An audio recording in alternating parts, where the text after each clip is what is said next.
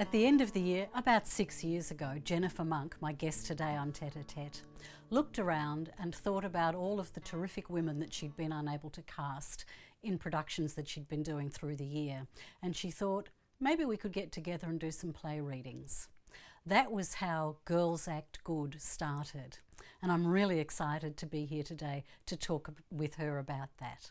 Thank you for coming along, Jennifer. No worries, thanks for having I'm me. so excited to talk about gag today. Yeah, me too. That was a great intro. Actually, I was like, that's actually exactly what happened. Oh, fantastic. You really nailed it. Yeah. Good. Okay, so take me back to that time. You'd been doing some productions with a previous production company. Yeah, I was a co-producer with Tim Driver on Driving Monks Productions, and we were doing a lot of lots of productions in theatre and film and online TV series and things.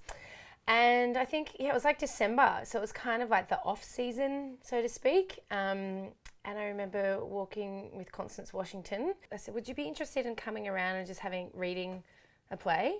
So I think Secret Bridesmaids Business was the first one we read, because I was like, oh, it's all women characters, so that's cool. And then the next month came around and I went, do we want to do it again?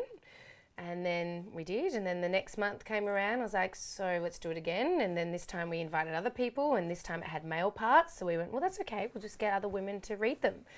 That's fine, doesn't matter who you are, it's about the character and playing around with accents or, the character's needs, intentions, just a play, like when we're not performing. So it's really nice to have something to go to that you're going to have every month to connect with and to play with. The rest is history, as they say. So what happened? Because GAG has now produced a full-length play, which you turned into a feature film. You've done online work. You're doing theatre productions, tours. It's amazing. I know. I don't know what happened. So 2013, in December, is when we had our first official moved reading. Or unofficial, I should say.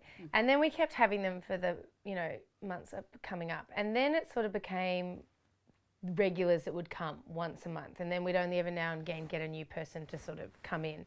And then if they sort of came and I was like, oh, you're really good, then, or it works with whoever we've already got, then I'd say, would you like to be part of it? It just means that when I go that this is the date, I'll email you, and if you're free, you can come, no pressure. That's just the way it is, because it was just harder to find people. So I was like, well, let's start getting a bit of a list of who it was.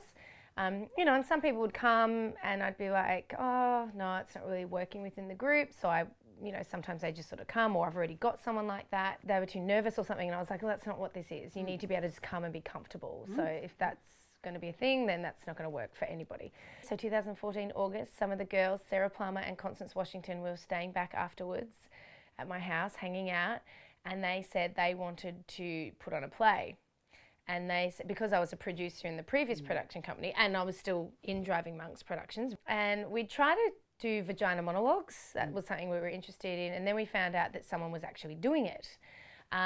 So Con and I auditioned for that and got into it, and met some other people doing it. I know it was really cool. We did it 2 years in a row actually at the Malt House. They asked us back again, and we got to do it and raise money and awareness to women, and which sort of made, I think, a little bit more guts with GAG. I think that made me go, okay, there's women out there doing stuff for women. Yes, this is what we kind of want to do. So because we did vagina monologues with someone else, but it gave me the idea of going, well, because their whole thing is that they interview, it's a series of monologues about women, but every year they have a different monologue. They'll go and interview different people to keep it fresh. So I said, well, that's a really good format. We can make a play to do this. So Constance Washington, Sarah Plummer and myself, we went and interviewed a heap of women in our lives. But we tried to, branch out as well about Christmas. We all had the same questions, and they all answered them, and then we sort of got together and put together what's called a Christmas tale. Yes. It went really well. But the other thing is that I remember having a production meeting in North Melbourne, and we came in, I said, I've got this brilliant idea. This is our first show we're ever doing. Let's give all of our money that we make to Macquarie Community Services for Women. I was like, A, it's a great publicity thing, but B, also, it's our first show, let's make it not about us. You know, and I really do think that because we did that, it kind of put things into perspective and made gag help shape what we really are about, which I don't think people sometimes understand, about supporting each other.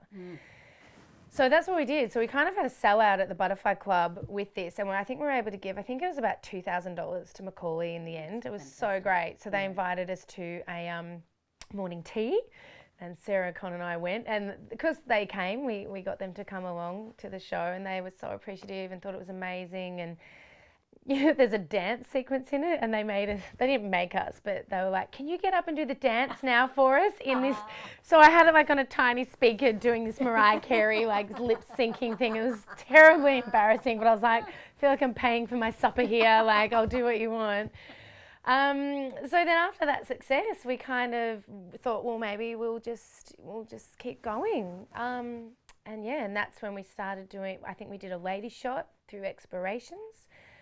By that stage, Perry Cummings had come on board and showed interest in wanting to express and workshop ideas with classical and Shakespearean text and seeing if we could merge it. We sort of started doing creative developments with that, as well as doing, you know, these reads every month.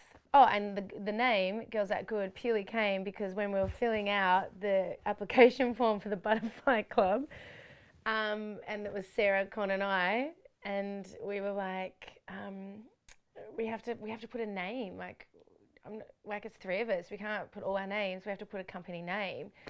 I don't even know, I kind of feel like Con said it. I feel like Con just went, oh, well, we're Girls That Act Good. And I think I just went, all right, Girls That Good, we'll change it later. And we just never changed it. Like we did really just go, bleh.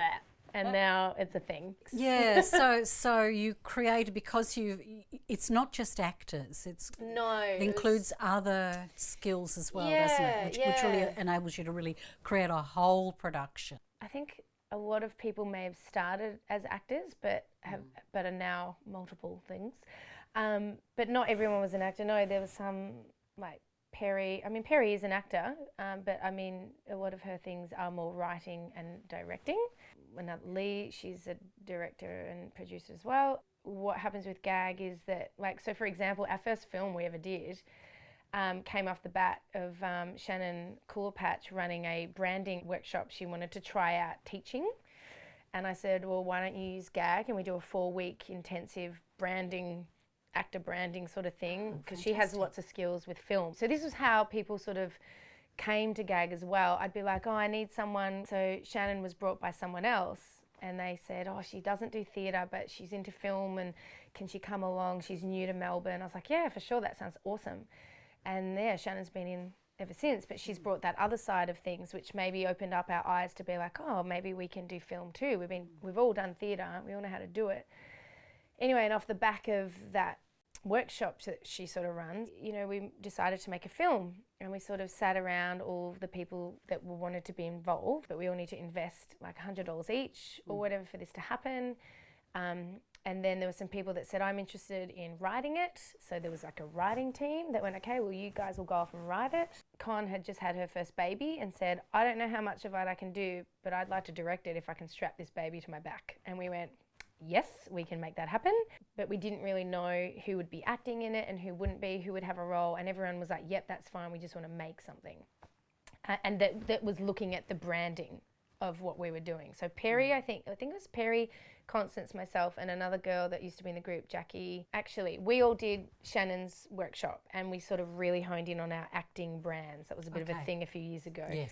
So that's what we were kind of looking at. And I think the writers went away with Perry's guidance and sort of wrote us into characters. Like I think I played the wicked stepmother. No, the fairy godmother, but was really like, stop sooking and get on with it, Cinderella, sort of thing. And that was our first film, but it did come off the back of, you know, learning about acting for camera. So one of the things that you do is you're very clear about wanting to help people improve their skills as well. Absolutely. I know, for an example, we had someone come into the group and she was like, I just want to be an actor. Just give me a script. That's all I want to do. I'm like, that's fine. She goes, because I see you, Jen, and I don't know how you do it. It's stressful. It's a nightmare. I don't want any of that. She recently left the group because she has started her own production company and has gone through, you know, going, no, I want to create stuff in her way. And I am like, oh, it's exactly what gag is. I feel like it is a stepping stone for people to get to where they want to get to. You learn other skills, basically. Yeah. So it's making work, and it's making work in all different ways, whether it's online or whether it's a feature film or whether it's a play. It's helping people to develop their skills in a range of different areas. And the third element, I think, that is also, I think, fabulous is the nurturing component and the supportive component. Can you tell us a bit more about that? Yeah, absolutely. So this year we've branched out and we read scripts, we read plays and films, and we do theatre outings together and go and see films together. So once a month when we get together, we chat about where everybody's at. We go, okay, who's got a show coming up? Okay, when is it? We all want to come.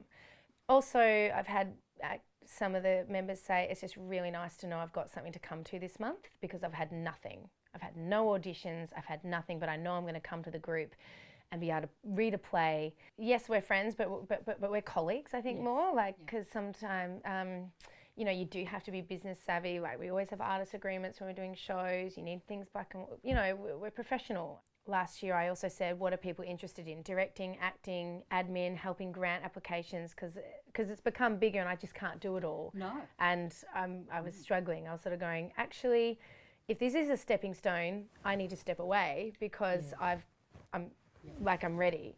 But I can't step away because I created it. That's sort of what's happening. So now I'm not hosting every month. Someone will put their hand up, you know, and one of the girls wrote how to host a mood reading so that, you know, if someone pulls out, you call them like we call you to see if they can come in. But it's also like if someone said they were interested in directing, but they've never done it before. It's okay, well, we're working on a web series at the moment that's in pre-production that Lee and I are writing. There's a few people that have put their hand up, but there's some going, oh, can I assistant direct? Because I don't know how to do it yet, but I really want to be involved and I want to learn.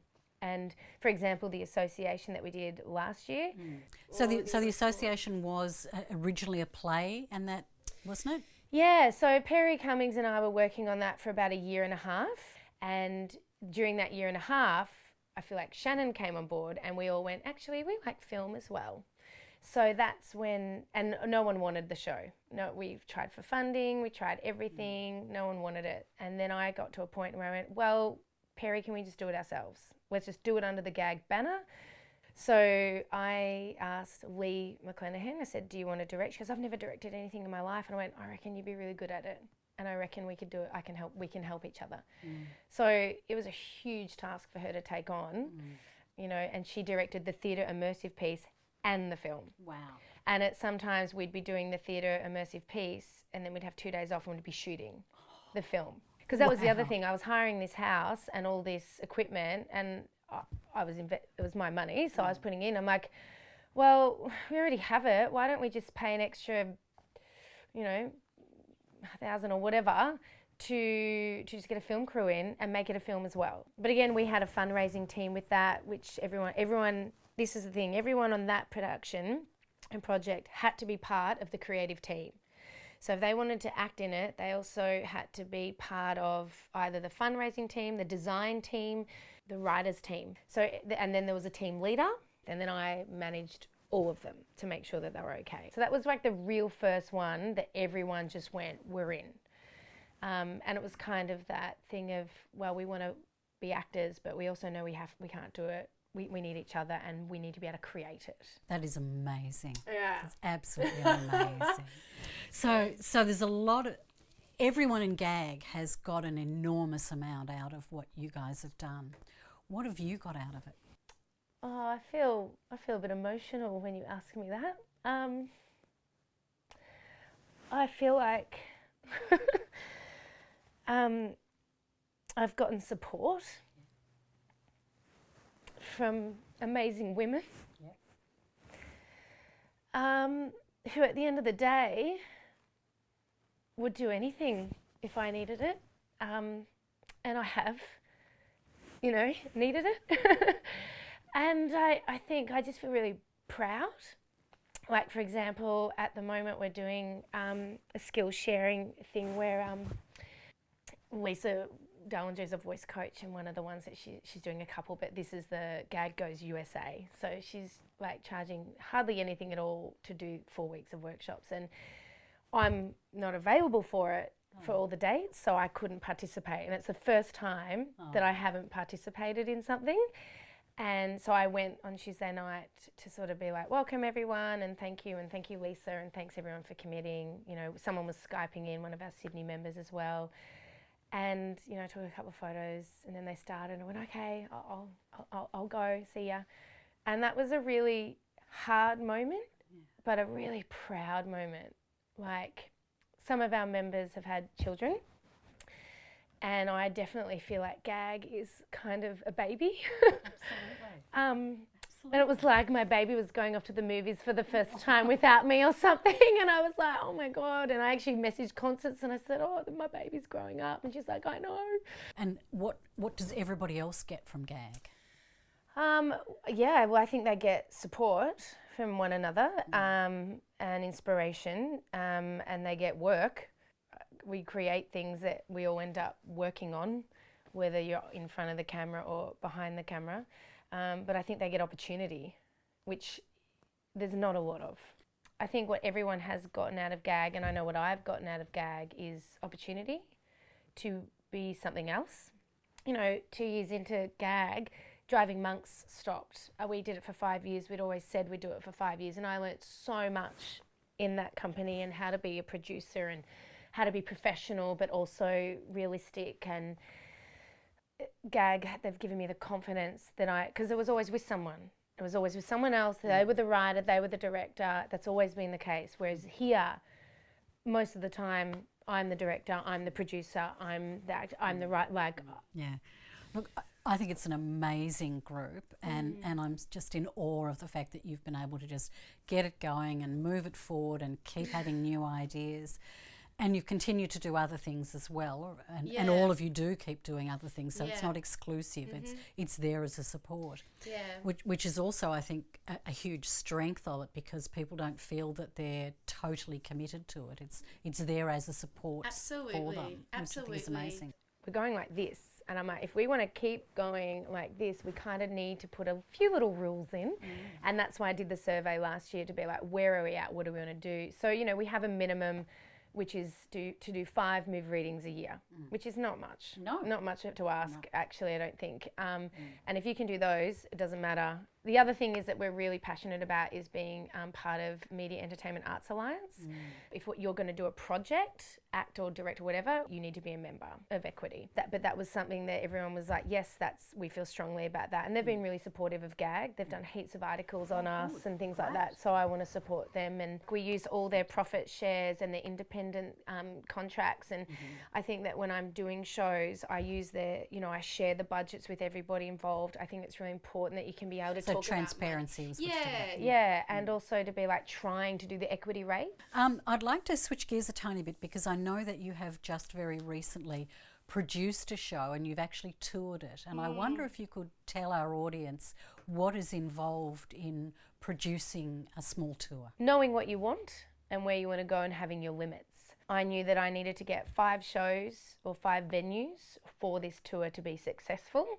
So I was lucky and just did some research on some community houses or community neighbourhoods, and sent a bit of a blanket email to a bunch that were in the areas that I wanted to go. I think I sent 6, and 5 came back and said, we want the show. So I think, and then what it was that I went and visited them, and I went and met them, and I viewed the venues, and I spoke to them and found out about the community, and I took a personal approach to it. So what I wanted to do in this particular tour was make connections with people that would be ongoing. So with this tour, it was about finding places that would work for me, asking for a reasonable price, but I sort of said, can you give us accommodation? Things that they could do in kind support sort of thing. And then a lot of them ended up feeding us and things like that as well, which was really lovely. I went through the neighbourhood community house sort of way because I realised that was a bit of a thing. Yeah, it's a brilliant idea. Someone sort of said they're everywhere. They are everywhere. All I had to do was go onto the Victorian database. Every town, like every single town has one. And they're all connected to a hall that's old school, that has the old stage, and they're all just appreciative that you're coming to their little town. So I'm really excited to continue creating theatre and actually touring it, because we sold out at every venue. Fabulous. Congratulations. I know, it was just nuts. So I'm excited now to sort of send the follow-up emails and be like, so I've got another show. Would you like us to take that? But yeah, I think it's about branching out and emailing, following up with a phone call if need be, and then going and meeting these people that want to have your theatre. I think also I was flexible as well. So in Stall, for example, they didn't give us an upfront fee, but we got to take all the box office. But to get the venue for free, Lisa and I ran an acting workshop for their local community theatre the next day, which was an hour and a half of awesomeness. Like, so there's do you know what I mean? You can sort of, what can you pay with is kind of on both sides, and being flexible, and you're not going to have the same setup for each venue is what I found if you're going rural. Which actually brings me to another question that I wanted to ask you about, and that is, how do you keep yourself motivated?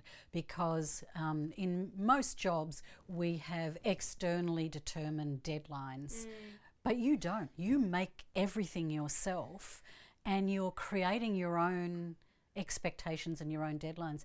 How do you stay motivated? How do you keep going? I put deadlines on though. I very much do put to be like, we need to have this done by like what's realistic, but also because if you just keep being wish-washy and be like, oh yeah, maybe we'll do it one day, right, so you're not going to do anything. So you do actually have to be that hard ass a little bit and be like, great, so you've come to me with an idea, or so what do you want to do? Okay, send me a brief. Half the time no one sends me a brief, so then I go, okay, well, I'm not wasting my time, I'm going to the next. And I constantly have ideas. I don't know why. They're just like, I've got 5 things on my slate at the moment that are just getting pushed back because I'm running out of time. But it's only June. I know. But already, like, we're pushing back something that was going to be shooting in August, September to December. And I'm like, okay, but it has to get done in December. We had our gag retreat. We do it every year. I take the girls away we get, a space, and we go and relax and just recoup. And we did spirit animals last time. And I'm a pit bull, apparently. And they all went, yes, that's her. Because I'm pretty straight up. I am pretty much just like direct, get it done and get out. But I'm fun as well. But, you kind of... You're a cuddly pit bull. I'm a cuddly pit bull. I don't bite hard. So if someone says they want to have a go at something and they're passionate about it, then I am 100% on board. And I think gag at the moment, there's only 13 of us, and everyone in that group is there for the right reasons and there to help each other. I got a beautiful email. I had to do an update email about Webfest, which we've got coming up, where we're only allowed to give 2 episodes of Last Breath to be screened. Oh, okay. And that's my job to pick. And I'm like, well, I don't want to hurt anyone's feelings. This is a really hard call. What do I do? Do I have someone I can call to be like, what do I do? And I was able to have a phone conversation with Laura Jane Turner from F Word Films, who's another amazing producer, female filmmaker, and also turn to the gag people and be like, and one of them wrote back saying, Jen, I don't know how you do all this work. I've bought my ticket for the festival. I just want to come and support us all, because I don't even care if mine's being screened, because that's what we are. We're about supporting each other. Oh, yes, I needed to hear some love from a member. Like, that's exactly what we're about. So what is the festival? Melbourne International Web Fest. So Last Breath, it's a series that we shot last year in association with F Word Films, with Laura Jane Turner. He's studying to be a filmmaker. She's an actor as well. It's a really rare that we even got in. I don't even know, like, I sort of think, why did I even submit it? I didn't think we'd get in, but I wanted to have a crack, you know. We had no budget. Like, we all put in money, or we all did catering together, I think, like for the day, pretty sure. We all sort of pitched in. This was an idea that came from Perry Cummings, was like, I wouldn't mind doing this. And I knew that some of the actors the members wanted to have a go at writing, but they didn't want to write something full scale. They wanted to write something small. So Perry and I kind of got together and I was like, okay, well, what's the plan? And we talked it through, and then I sort of produce it. So that's what sort of happens. If someone comes to me with an idea, then I go, okay, how is this plausible? Let's look at dates, let's look at things, and then I make it happen. That sort of seems to be what happens. Or it's my idea and we just make it happen. Anyway, so Last Breath is based on women, Australian women, throughout time, convicted and sentenced to life imprisonment or sent to the gallows for murder. And some of these women did it, some of them didn't, you know, and that was inspiration though, because then we went through a 4-week process of this writing style where we can make them personal and make them kind of fresh.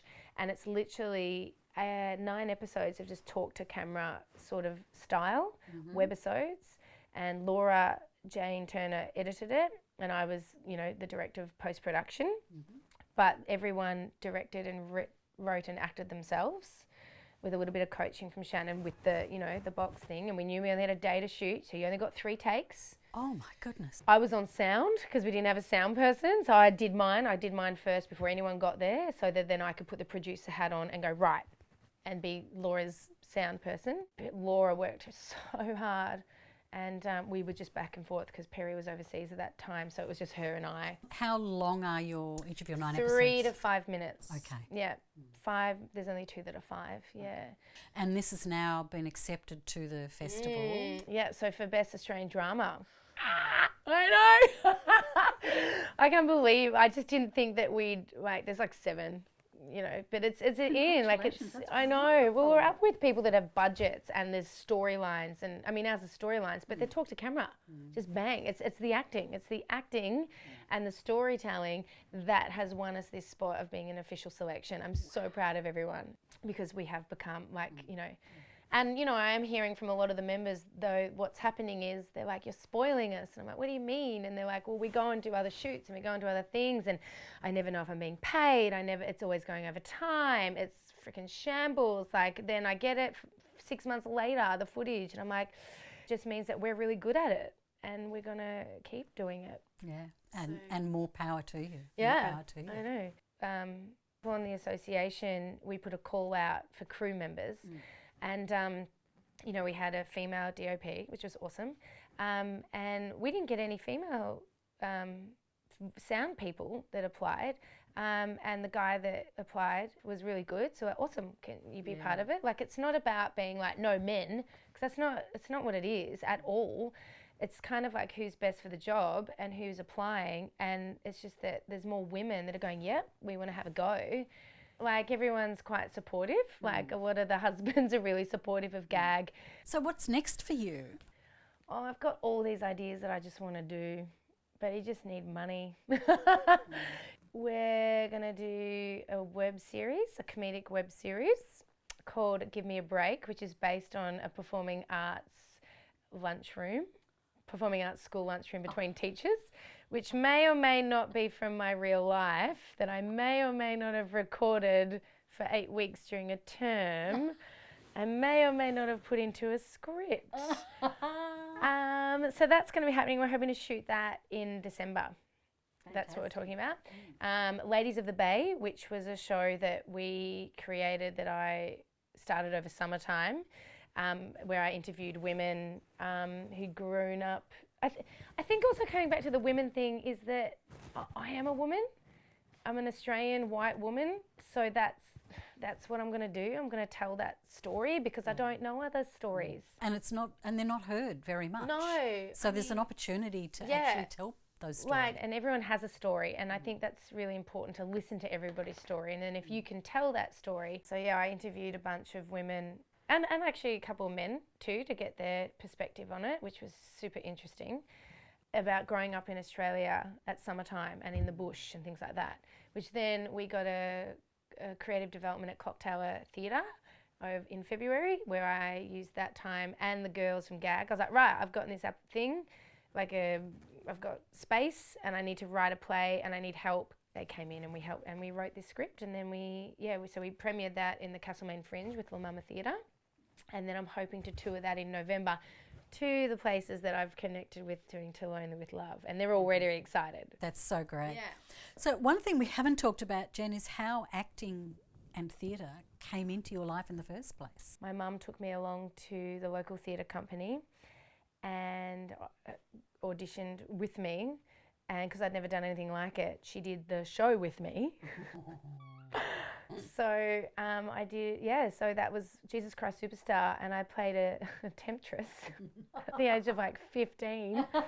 And my mum was there by my side, coming to the rehearsals with me, coming to the shows, because I just had no idea what I was doing and it was new, and she was so supportive. Oh.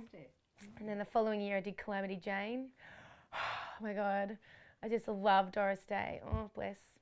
And just really want to play Calamity Jane. If there's anyone out there that wants to cast me in Calamity Jane, I really want to play it in my lifetime. And then, but unfortunately we didn't have drama at my school. So I had to do all my acting outside of school. So I did singing and dancing and did the local theatre company, and we did Wizard of Oz, so I was Dorothy in year 12. And then I auditioned for BAPA, didn't get in. I mean, no surprise. BAPA is Ballarat? Ballarat. I think it's something different now, like Federation Uni or something. Oh, it is too, yeah. But anyway, Ballarat Uni, yeah. I mean, no surprise. I'd never read a play. I mean, we'd read Macbeth in English, and obviously I'd done Jesus Christ Superstar. I don't think I read the play though. I think I just read my bits, because I didn't know what I was doing. I didn't read a play until first year of uni. And it's funny because I got into a photography course, one of the best photography courses, and I got into a Bachelor of Arts to do theatre and drama. And my sister-in-law now, who said, "You've been doing photography for years, you know how to do it. Why don't you go and do something you've never done?" So thanks to Tanya, my sister-in-law, I went and did uni. I went and did theatre and drama under Jeffrey Milne and Meredith Rogers. They were two very inspiring lectures that I probably didn't really realise at the time, but nowadays I do. And you studied in London? Yeah, so after I finished uni, because we did plays as well. Like I think my last play I did was Midsummer Night's Dream, and I played Hermia. Oh my gosh, it was a summer to remember. And that just really, I was just like, yeah, this is where I'm at. Loved the cast parties, loved just being in the zone. And then I auditioned to get into the performance ensemble at St. Martin's under Anthony Crowley, and that changed my life completely. Like that was an acting style and technique, and every Saturday we did movement, we did voice, and then with him for acting all afternoon. And I was there for 3 years. I did the performance ensemble, the creative ensemble, and was an artistic associate.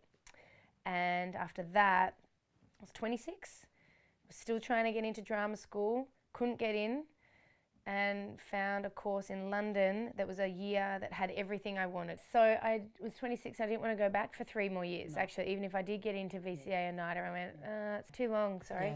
So I found a course in London that had everything, like singing, dancing, musical theatre, Shakespeare, like radio, voiceover, phonetics, movement, as well as the dance and ballroom dance, as well as like jazz dance. It had everything, and it was a really intense course. And what was that? What was the course? London School of Dramatic Arts, an advanced diploma in acting. Right. So yeah, I graduated with honours. And so I got in, and they gave me a part scholarship, and I worked my butt off. I did about 4 jobs to make enough money, and I got a couple of grants as well to go. And my family pitched in for the rest. Wow. Because I was, I couldn't have done it with, I was being a fairy on a Saturday, and then ushering at night, and working at Grinders Coffee, being an accountant. Like I just was doing everything I could to get the money to go. And then when I was there, I'd be there from 8 till 6, and then I'd go on a bus to go and work somewhere till about midnight, learning lines, and a bus to get home, and I was doing that. I was the fittest I'd ever been. Couldn't do it now. It was amazing.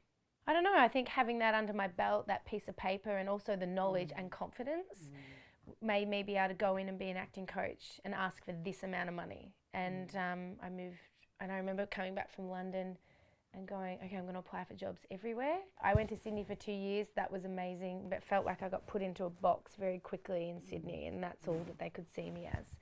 And I missed my family in Melbourne, and when I say family, I mean community, like my core friends. 3 or 4 years I'd come back and everything had changed. So then I had to start all over again. Yeah, and I always said that when I came back, I said I'm going to stay in one place for 5 years because that's how long it takes to. Yes. And that finished last year.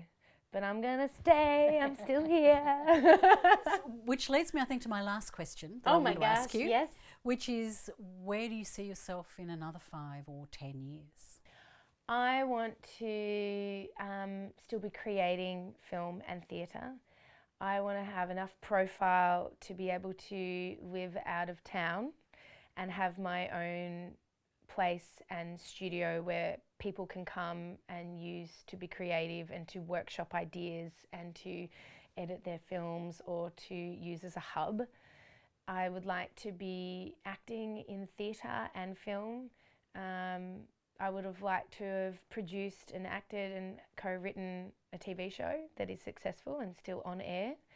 And I would love to be looking at getting, interest from international prospects.